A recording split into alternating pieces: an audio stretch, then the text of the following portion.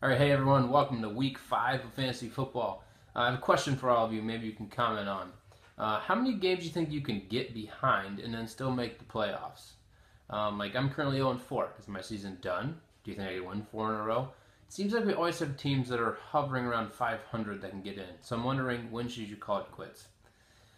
Next, thank you to the Indians. Because my team's 0-4, and I know some of you might be Indians fans out there, it is fun to be distracted from fantasy football by watching the Indians beat the Red Sox. So hopefully that continues. I just want to throw a shout out because I love the tribe. And I want to apologize to 4 people out there. People that I did not like at the beginning of the year, and they are proving me wrong. Obviously, it's not any of you, but it is Matt Ryan, DeMarco Murray, LaShawn McCoy, Carlos Hyde. I didn't believe in any of them. I thought they had just short spurts, but here they are.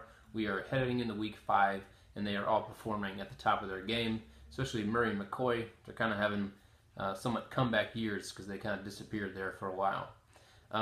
And to Carlos Hyde, I apologize for all the times that I swore at you in my head last year because you were awful on my team. It's hard to watch other people do really well when you had them the year before and they were awful. Kind of like C.J. Anderson, right, Ben? I know that is hard to swallow. He almost made this list, but I need to see a little bit more from him to put him on there. All right, let's get into the stud from this week. Tyler, you were the stud, knocking off 3-0. Chris, good job. And you were led by a Cleveland Brown to do so, and that right there, I think, is stud worthy by itself. Dud is Jim. You had such a great game from Julio Jones, and then you still couldn't win. That's just a hard one to swallow. You still had a good game, but unfortunately not good enough to win. And then I also have another one out there. I'm going to throw Heiser. I was just kind of looking, and you had the low score, so I clicked on you. I don't think you were as dud worthy, but your running backs are criminally awful. It is not a good day when you look at that for you. So potentially lots of duds coming up if that is your tandem that you're rolling with. All right, let's get to the predictions for this week. I have Ben versus me. This one's easy. It's Ben. I have 0-4. I'm wondering, can I be 0-5 and make the playoffs? My team soon probably will have to get a name change to Playing for Antonio, because it looks like he will be the #1 pick on my team next year as I draft #1 in our non-keeper league. Sorry, Aaron. Johnson already put up 34. What else do you expect? I feel like I've had bad luck going on, so it makes sense. All my hopes in Terrell Pryor, and he's not going to score 60 points, so I'm not going to win. Next is Nick versus John. Brady is back. Your team is now in pack, John. But you know who the toughest opponent for Tom Brady is? Saw it on Twitter this week. Is the Cleveland Browns. It's who he's done the worst against.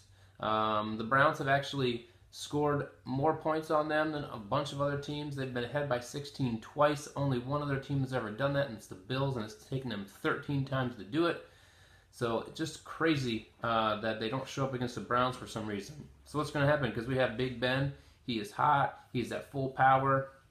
But I see too much upward trend on John's team. Just a lot of players playing well right now. So, John, I think you will win. But maybe Brady will struggle against the Browns. Who knows? All right, Baker versus Drew. I was looking at Baker's team, and I was like, how is he 3-1? I go to his bench. Is it injured people? I don't get it. I don't get how he's 3-1, but he is. So then I was like, I got to pick the other team, and then I saw the other team was Drew. And Drew is about as awful as me. Ouch, just wide receivers going on there. I was not sure who to pick. And then I decided Rivers, Ezekiel Lacey, and Terrence West are going to do just enough. And Drew Wagner's going to get his first win. Enjoy it, Drew. Aaron versus Jim. Aaron, you are good at winning with points on your bench. Okay, it seems like you are always taking someone who's 20 points and throwing them down there. So, once again, you do the same thing. But I got not enough power from Jim. I don't think he's going to get very many running back points this week. And he's got 2 Tampa Bay players going against Carolina defense. Not sure I trust that. So, Aaron, you win. Tyler versus Andy. Ouch. Tyler, you finally get your first win, and then Cam Newton loses. You have way too many Browns this week. And Andy's wide receivers are way too much for your team to handle. Andy, you will roll. You'll win.